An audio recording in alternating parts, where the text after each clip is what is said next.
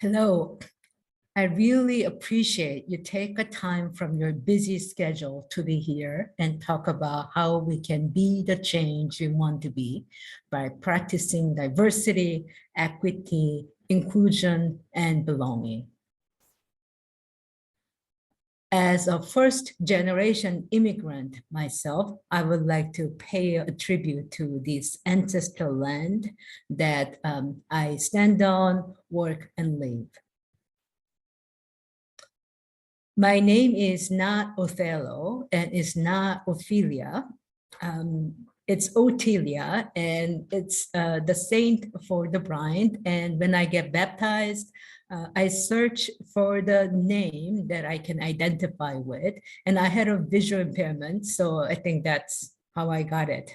And I read Shakespeare much later, and guess what? Who are my two favorite Shakespearean character? That's Ophelia and Othello. Ophelia being a woman in search of her identity, and Othello being a person of color in leadership position. They became archetype character of my life. So I grew up in South Korea, and as a woman with disability, I have experienced firsthand encounter prejudice and discrimination. And also as I came to America, I was exposed to xenophobia. And also as a foreigner, it took me a long time to understand the social construction of race and racism in this country. And I am in my mid-50s, so I know that ageism is in my future. So I'm not a rocket scientist and groundbreaking researcher, but I do the study that is closer to my heart and also meaningful for my community. So I listed some of my research agenda that I have been speaking about and writing about. So I would like to also get to know you. There is no right or wrong answer. It's just check the emotional temperature in the room to see where you are. So, so we are going to talk about the elephant in the room. So I guess why we have this conversation again about diversity, equity, inclusion, and belonging. So I will refer it to as a DI and B. So we are familiar with DI, but I added the B for belonging in here. And also we want to talk about how DI and B affect me personally and professionally. And hopefully by the end of this webinar, you will have some takeaway that you can work with. So just to start with definition, diversity is about respecting differences, and equity is about the fairness, but also we need to distinguish it from equality. Equality is the same treatment, like suppose to give a same size shoe to everybody, but I have a very small fit. If you give me size 7, that would not work for me. So equity is giving the shoe of the right size. And also we would talk about who is at the table, but also, more fundamental question here is that not only who is at the table, to what extent do you feel valued, welcome, and what you're saying could be validated.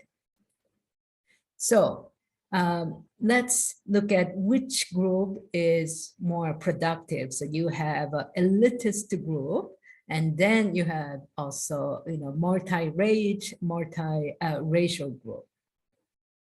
So just to make a note about what you think.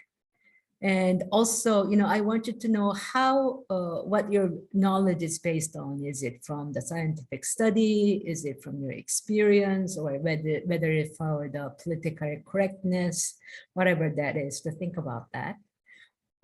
Also, next question I want to ask, which team would you feel more comfortable to work with? So you have people who look like you versus people who are different from you. And obviously there is a pros and cons for the diverse group versus homogeneous group, as was shown in the study by Phillips and colleagues. So diverse group is more productive in terms of performance. But when we are talking about the confidence and also perceived effectiveness, we get different answers. So, think about that in how do you deal with disagreement, conflict, which group. I guess there are also advantages that if you have people who are different from you, you probably get some outside the box ideas, but also, maybe communication might be much easier for the people who share the same values. So that's where the, culture collide in this multicultural society. So I think it creates a confusion, and we need to have a dialogue and conversation to clarify those confusion. So this year is Year of Black Tiger, according to the Asian zodiac calendar. So I was, exchange my blessing. I hope the Black Tiger, give you much courage, strength, and energy. But I realized that, my white friend didn't get my blessing. So as we talk about it, I think she was caught up with this word Black and what this Black signifies in this culture. So she did not initially understand my blessing.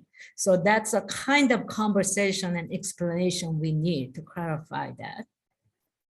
So here we see the continuum of the cultural competency. So from cultural destruction, where you have a one dominant culture, and that's the melting pot. Every, subordinate culture need to assimilate to that. So in this, phenomena, you have this marginalized, disenfranchised group, and then also some of the what's considered to be beauty and powerful. So in this ideology, the racism and sexism or some forms of oppression can be justified. And we are not happy with that. So we will move on to the cultural pre-competence, where you would like to learn and explore about different culture. So that will lead to a cultural competency, and our final goal here to be culturally proficient. So that's the kind of model that we were learned in school. So are you happy with this model? Does it explain, can we reach the cultural proficiency here? One problem with this model is that, how can you be an expert and bias free all the time? And that's not possible. And then, you just teach about African-American culture one week and go to the Latinx another week, and then go to Asian another week, having this parade of, multiculturalism. So somehow, unintended consequences of this kind of multicultural education that may also reinforce stereotype. So that's counterproductive. So we're still here. That's why we're still here to talk about diversity training here. I guess we have gone through a lot, and that's an understatement in the past 3 years. We are in the year 3 of COVID pandemic. So what is the worst crisis that we have dealt in the world? So again, this is my unscientific poll, just to see what you think. So we thought that COVID pandemic, that was unprecedented, but then behind that there is an even bigger tidal wave that affects our economy, inflation, and employment. And even behind the bigger tidal wave, that's the climate change that's happening all over the world right now. Then we have this wake-up call. So, COVID-19 revealed this hideous, the really fundamental problem that we have for a long time. And also around the same time, when George Floyd is murdered, there's another incident happened in the Central Park here Amy Cooper felt threatened by African-American men, and she called out the police. And later, her defense was that I am not racist. And a few months later, we have we all witnessed this inconvenient truths of incivility and how that could happen in the most wealthy and also democratic country in the world. So what keeps us from this DINB? Obviously, we have an implicit bias that we can help it, unless you have a really incredible parents who raise you to be extremely open-minded, but not all of us are that lucky. So inadvertently, you might have practiced some, microaggression, whether you realize it or not, and also, marginalized or othered your colleagues and client. And most of it also, denying your own privilege and power. So I guess in this age, in the 21st century, we don't really see very overt forms of racism, but it's more with a microaggression. So if you work hard enough, you can be successful. So what's the hidden message here? You throw like a girl, or being gay is just a phase. What's the message? Or correcting grammar is only for immigrant. So do you know how many of you have this blue passport? Probably almost all of you, I assume. And what you have done to get this. So if you have done nothing other than born in this country to have this blue passport, do you realize that's an unearned advantage? And you probably have your ancestor to be thankful because they have paved your way. It took me for 24 years to get this blue passport, even though I have all good documentation. And in the process, I also have to fill out this green card application, and some of us have done it, right, to be naturalized. And here I was shocked that I was referred as alien, not a person. So if I say I don't see race, I treat people the same way, am I racist?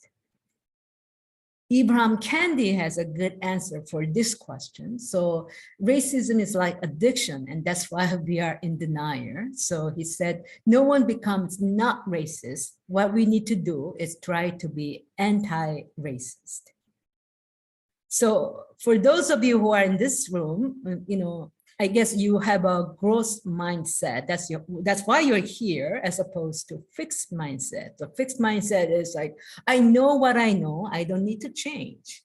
While growth mindset is, I can learn new things every day and I can improve, I can be better.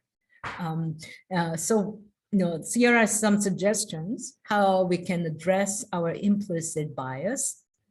So I guess, it's impossible for us not to have implicit bias, given that, I think it's important for us to know what kind of bias you have.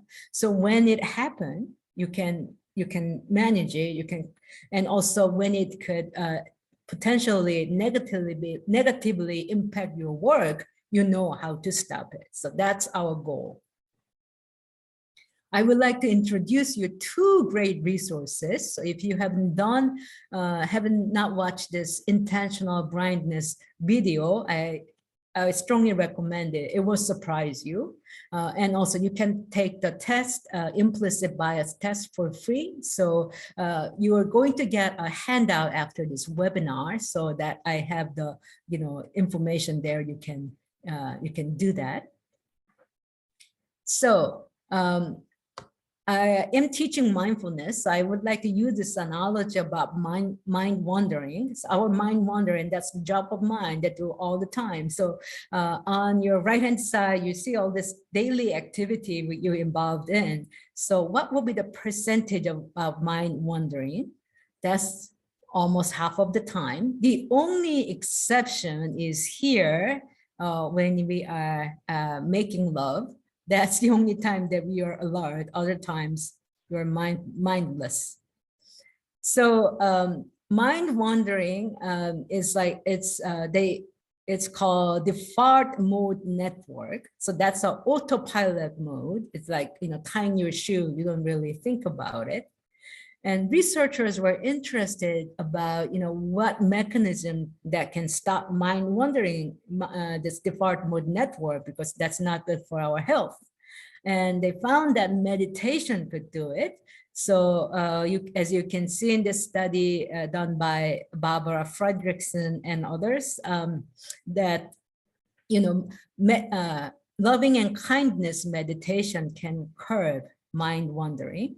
So mind wandering is like our implicit bias. That's the default mode network. And we need to do the meditation to stop it. So now to stop our implicit bias, that's why we're here to talk about DINB. And also, you know, George Freud taught us what happened to you if you don't breathe for 9 consecutive minutes. So do you know how many times do we breathe? And you have to go very astronomical numbers here. So just acknowledging this importance of the breath, you know, I would like to invite you to do this little mindfulness exercise with me. So we are going to do the 3 different kind of breaths. So you can sit tight and maybe 2 feet firmly planted on your floor. And just first, you know, I want to kind of breathe naturally and feel your chest as a whole. So you can just feel the rising and falling, expanding and contracting.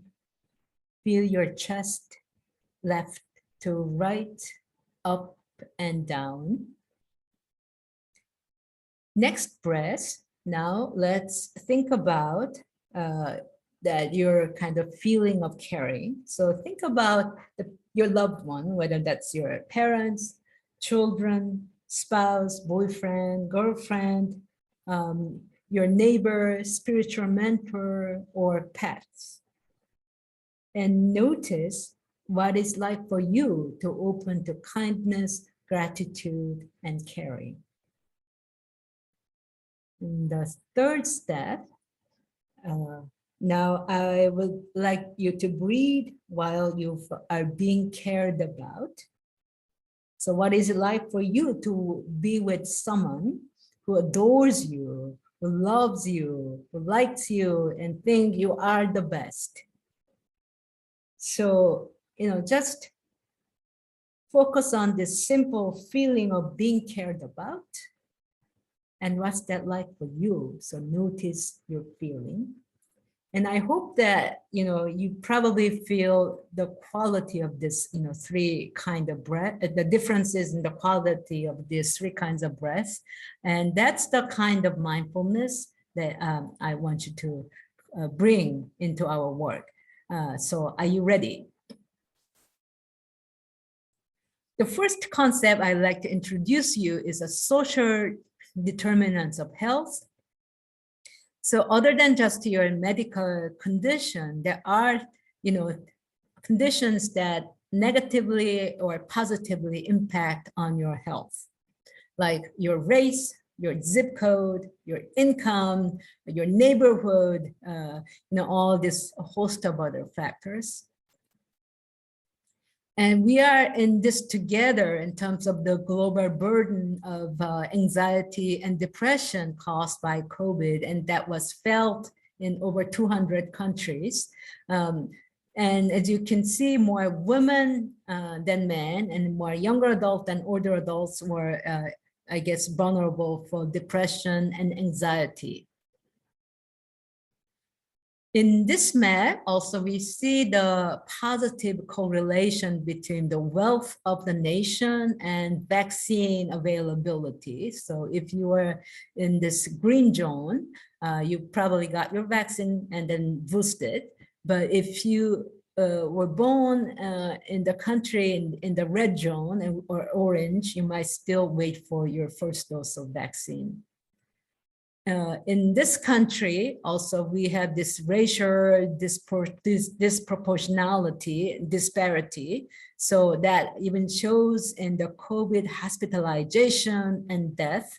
So compared to white, we see more people of color were affected by COVID, as shown in the rate of their hospitalization and death. In this study, when we control for income, so white people of color, the brown and black and brown family that is in blue here, compared to white that's in orange, you can just do the eyeball that they didn't get the usual care, or they go without care because of the cost.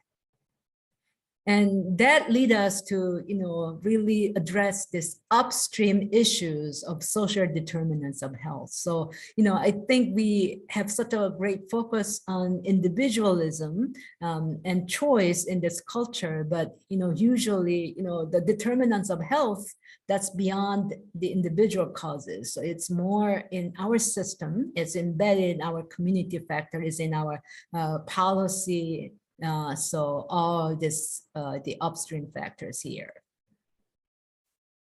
In gerontology, we have this really nice model of successful aging developed by Low and Kahn.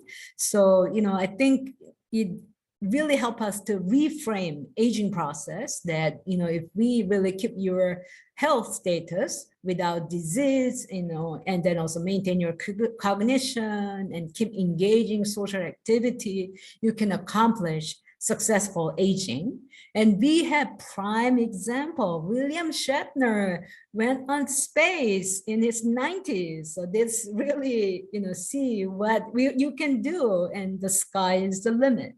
But the question that we need to ask is that, is the same resource and opportunity is given, like, if you have a disability or health condition, can you still accomplish successful aging? If you are African-American or Latino or immigrant, do you have a same kind of opportunity and resource to accomplish successful aging? Another concept I would like to introduce is intersectionality. So a lot of this social categorization that is intertwined. So this, intersection of this, different, status that could, apply to individual, and that will also, affect the kind of opportunities and challenges they have. So we are going to work on a little bit of the case study. And before we do that, I want to prepare you. So this is a little bit of the empathy exercise. So I want you to think about what was it like for you to be only blank in blank. So that whatever that is, maybe you might be the only woman in the boardroom, in the cabinet, only gay and lesbian in your work group, only person with disability in your class, or, only first gen, whatever that is, think about that. And also just to make a mental note about what was that like for you, what are the feelings and emotions. So we have here, the first case is Mrs. Lopez, 75-year-old Latina woman. She's a primary caregiver of her 95-year-old mother who has a dementia. And she also had taking care of her granddaughter while the daughter is at work. The relationship in this multi-generational household is loving and stressful at the same time. So sometimes Mrs. Lopez have to separate her granddaughter from mom.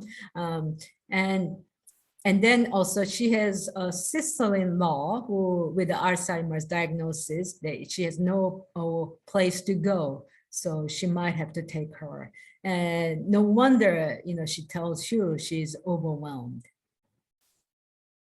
So I guess, obviously we want to talk about the caregiving burden and, probably come up with some strategies that we can reduce her burden. So naturally, I would probably, try to work with her about kind of setting a limit. But let's say, she's from a culture that really believe in familismo.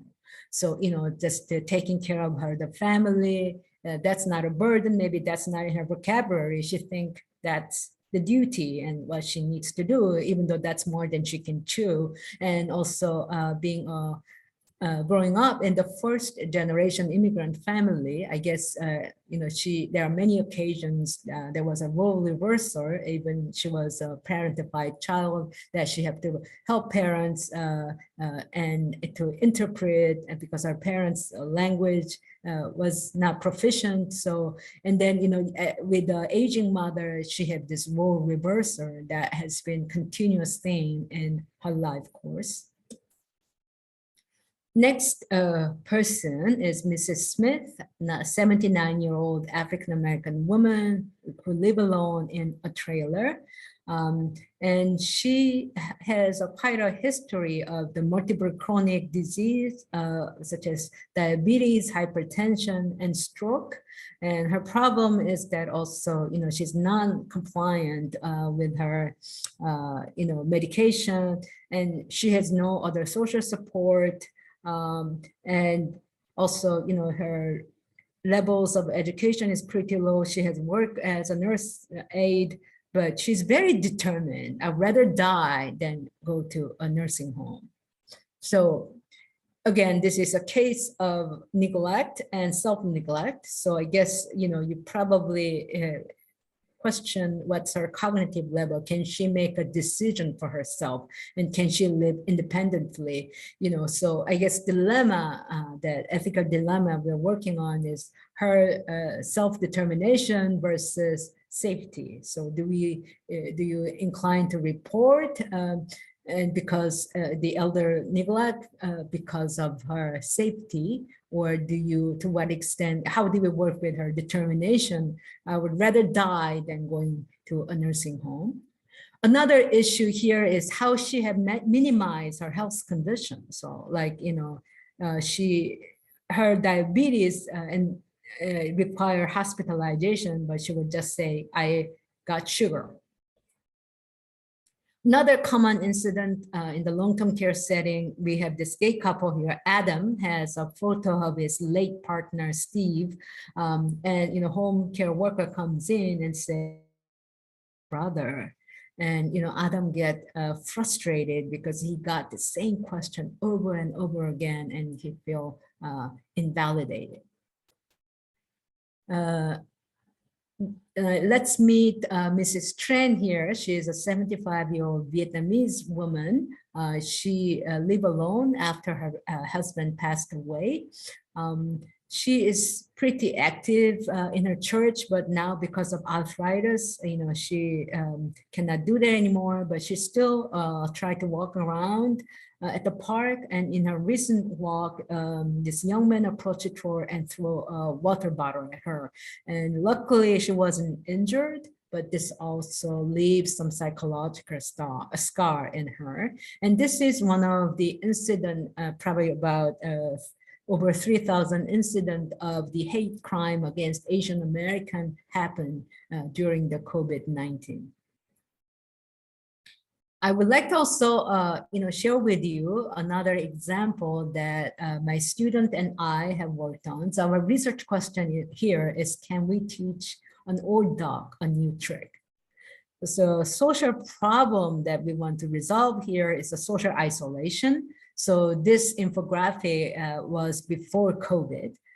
So, even then, 1 out of 5 adults feel lonely and isolated.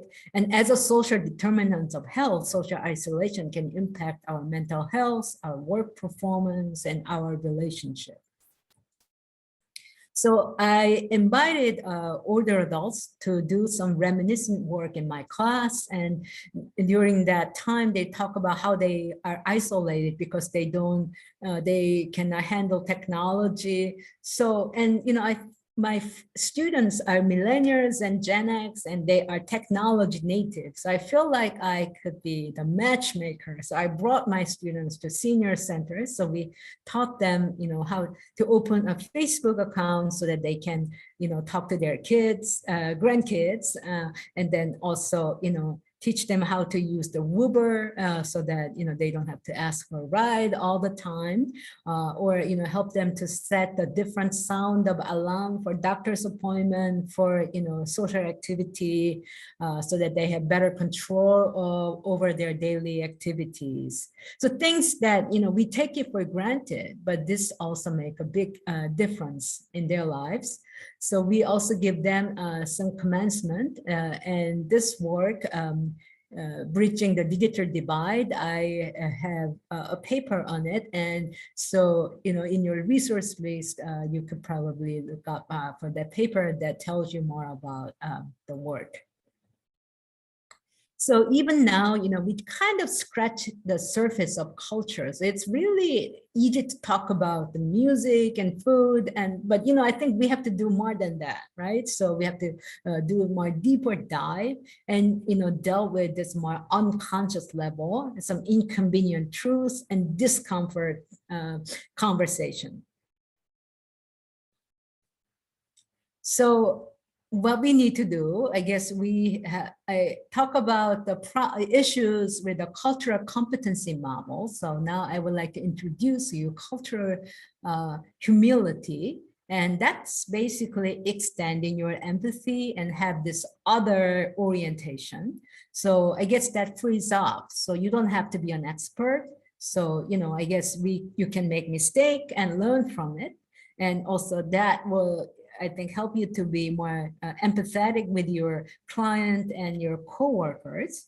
And I guess also it create a culture of the understanding and shared learning. So here are some recommendations I would like to make that you can probably go outside of your comfort zone and make this anthropological field visit. So as a white person, you can probably go to a Black church or attend a powwow or other cultural activities.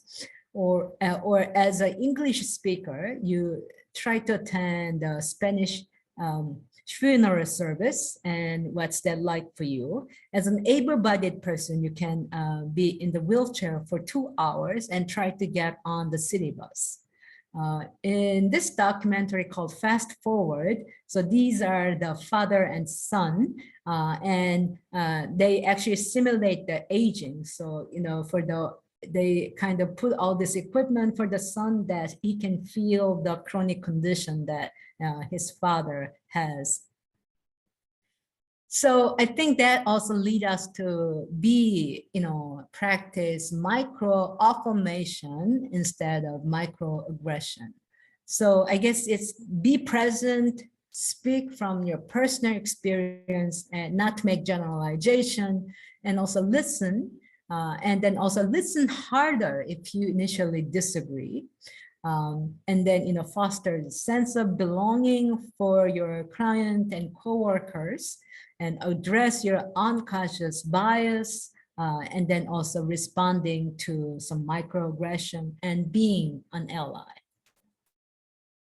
So the social justice is the North Star, and that's a far reach. But I guess, for this audience, you know what to do. But the issue is how we can practice what we know. And that's why we need a one giant step for DIMB work here. This is my niece. She, as a toddler, she is in her father's shoe to understand what's like to be a father.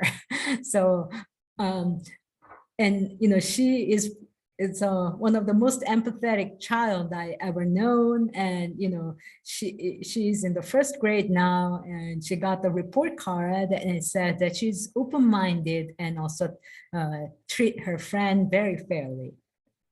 So the invitation and the call for us is to be a change agent, like in this poem, let the darkness be a bell tower and you the bell. a change agent. Also, as Maya Angelou said, you know, your client, your coworker will remember great work that you're doing, the kindness, compassion, gratitude that you bring to the table. I am also a big fan of designing environment for success. So, you know, it's so hard to change our behavior because we are the creature of our habits. So I guess one of the strategies, cognitive strategy, is to kind of to make our environment, design our environment. So, you know, to make sure that you have anti-discrimination policy and procedure at the workplace. And also, you know, make these cognitive strategies and also team-based so that you can check on with each other and make each other accountable. And also that create a culture where this pausing and checking with each other is a norm. And that's for the pro-social, you know, healthy work environment. I recently heard this interviews with Trayvon Shorter, who is a founder of BeMe, and it was very eye-opening for me because he was criticizing how we are so kind of ingrained to this deficit framing. So we call, you know, we talk about a school to prison pipeline, inner city children, at-risk youth, instead of they're just simply students. So we can really learn and start defining people by their aspiration, their hopes and dream, and not their deficit. I would like to also remind you Ubuntu philosophy. It has a lot of great meaning in it, but I think that in a nutshell, that means I am because we are. So it just make us think about how interconnected we are. To make this DIMB work successful, we need each other. So no one can achieve this alone. We have to do that together. And also, you know, I guess you're doing such a great work, right? So I don't want you to feel to be burned out or have this compassion fatigue. So I think now we have to talk about self-compassion and self-care. And even self-care, you know, it takes work. So you have to set a good intention, and also you need to make an effort. So like, you know, counting your blessing, maybe you might have a grandmother who said, count your blessing, but now, you know, science is catching up. So this is good for your health. So, you know, keeping your gratitude journal or, you know, practicing kindness and also reaching out to people, you know, or do a meditation, even though just 5 minutes a day. But I think the key is that you have to do it daily, doing over and over again. So little step over and over again. So this is like an emotional push-up, and that is good for your health, and it will make a difference for your work and in the lives for your client as well. So that's my big message for you. And I would like to thank for your interest and attention. And if I can help you in any way, here's my contact information, and I would love to hear from you. Thank you so much.